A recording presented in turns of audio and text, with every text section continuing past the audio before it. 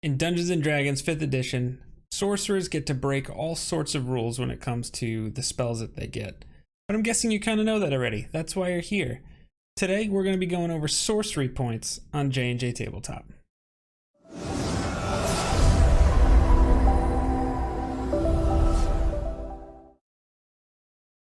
What's going on, everyone? I'm Jake from JNJtabletop, and like I said in the intro, today we're going to be talking about sorcery points. Sorcery points are just this, well, let's read from the book. You can tap into a deep wellspring of magic within yourself. This wellspring is represented by sorcery points, which allow you to create a variety of magical effects.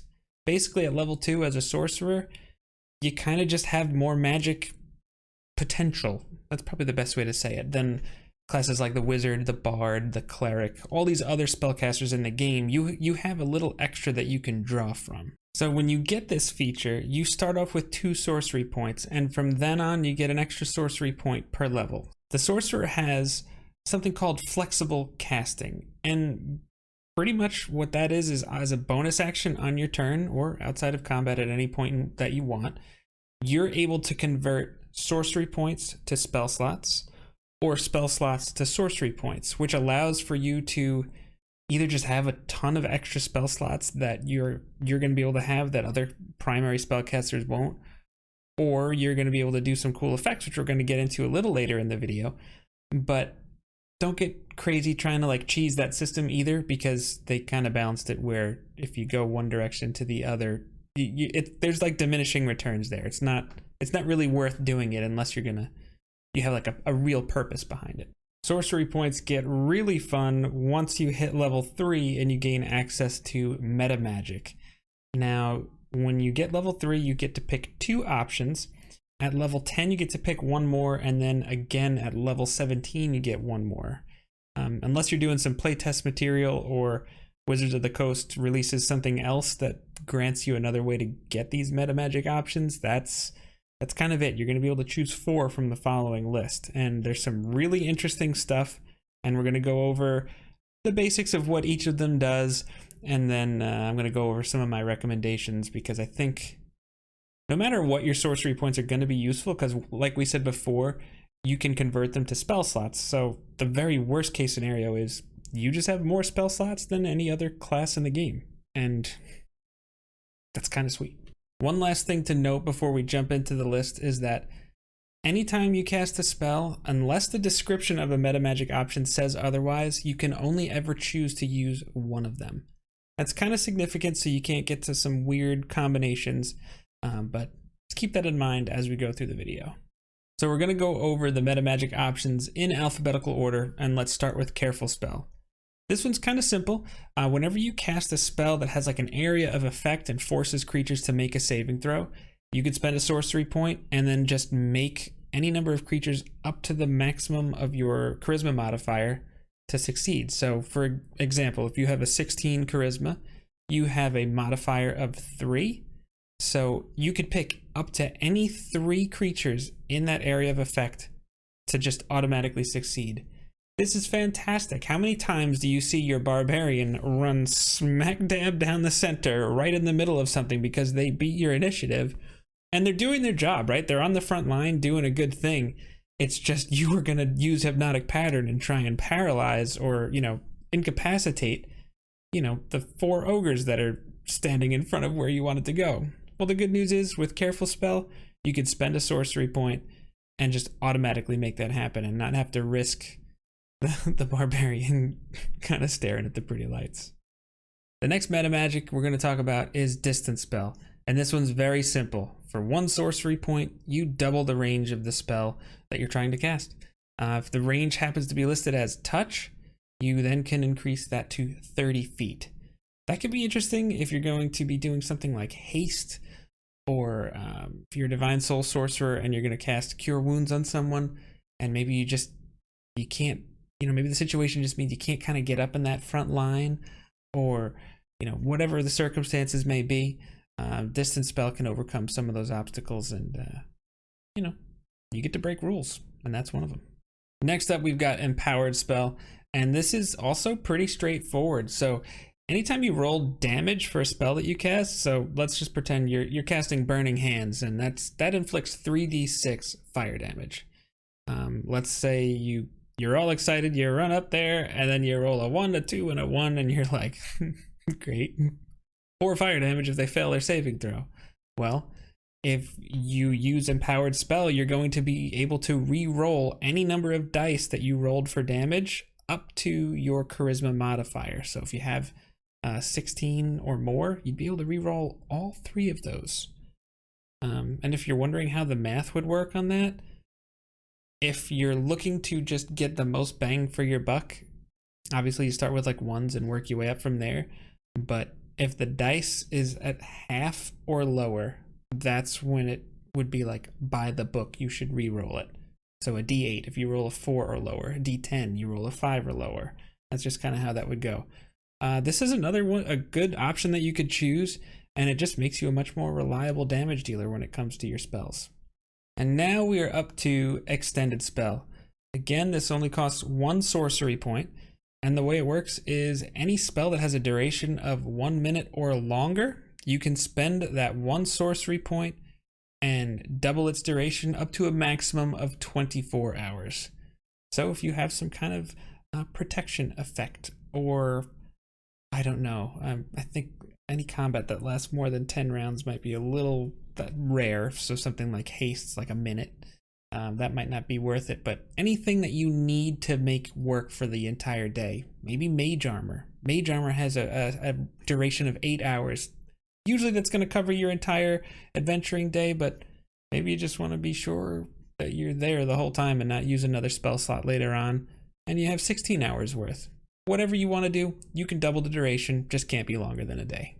Next up is Heightened Spell, and this is a very interesting one.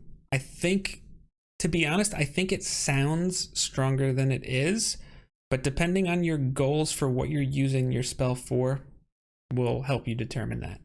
So the way it works is when you cast a spell that forces a creature to make a saving throw to resist its effects, you can spend 3 sorcery points, so we're starting to get a little more expensive here, but you make 1 target of that spell have disadvantage on the first saving throw that it makes. So if you're casting, say, Hold Person on somebody, when they initially make their saving throw, they have disadvantage. They can't, just do a straight roll no matter what that is.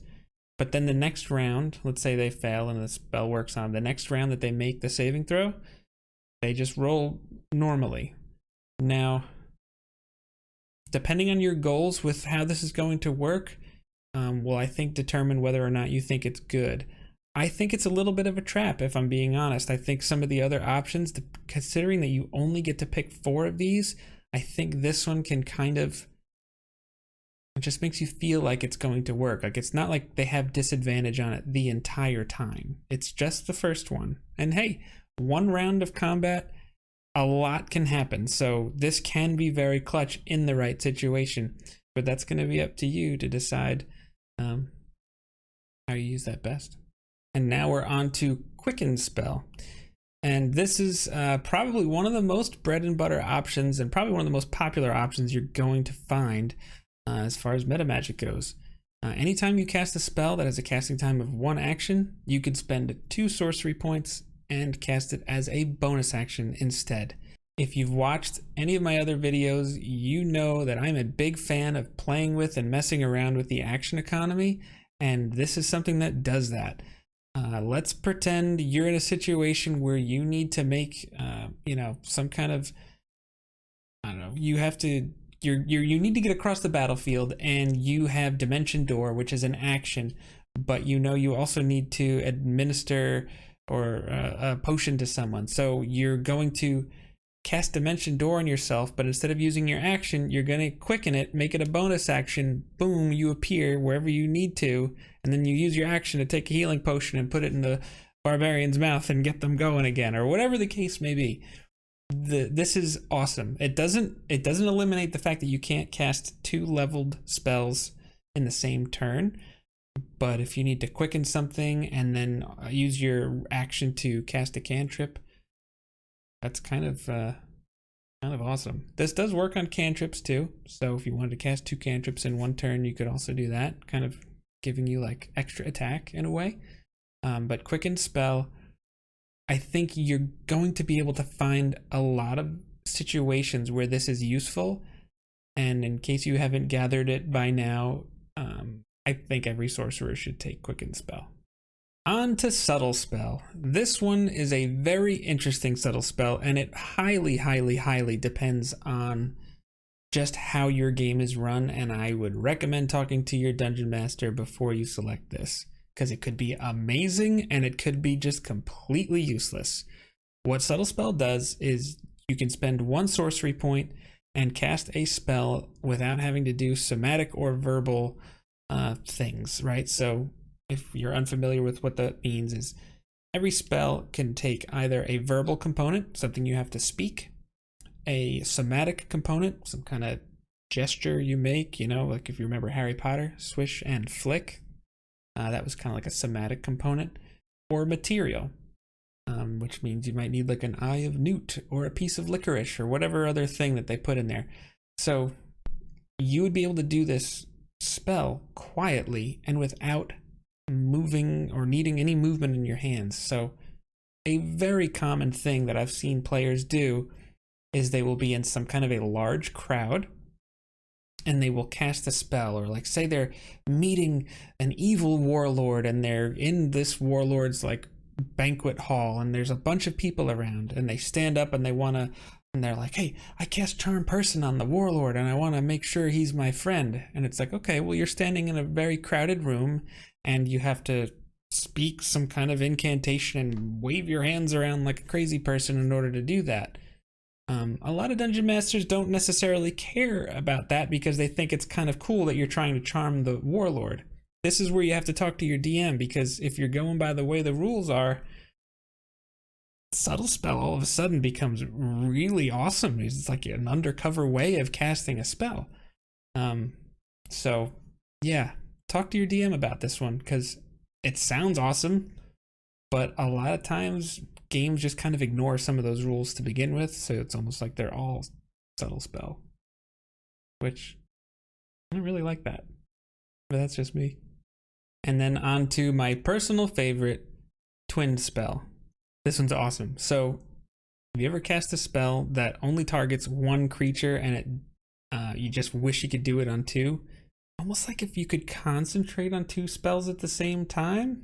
It's not quite that, but follow me here. So let's say if ever you've watched our live our gameplay with Dragon of Icespire Peak, you know that Landor the Bard can cast haste, but his fighter friend Marcus and his barbarian friend Daisy, he has to choose which one he's going to cast it on.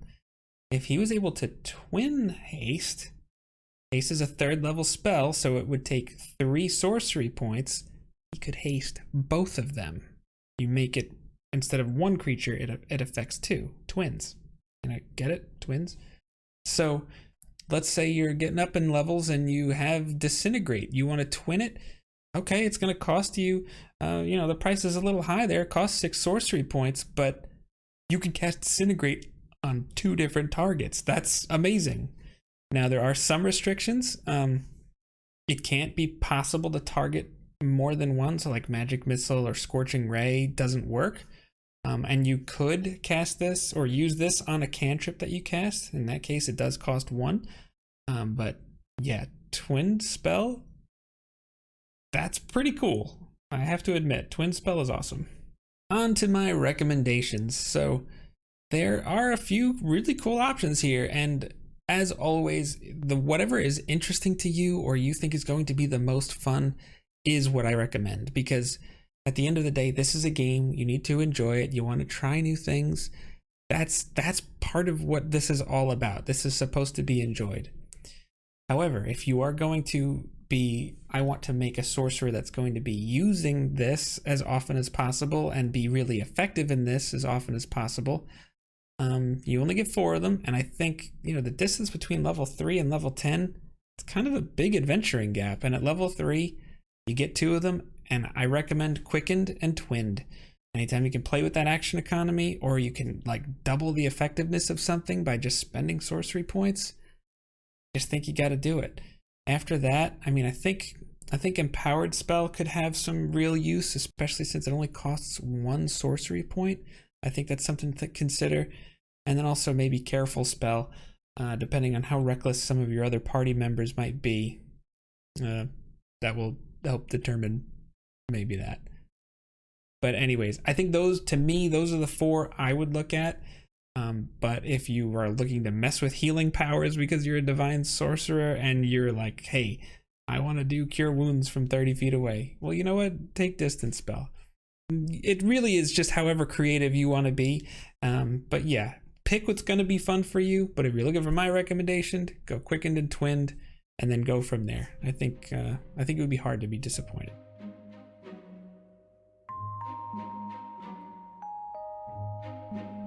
Thanks for watching. Don't forget to like, comment, subscribe, and hit that bell so you never miss a video.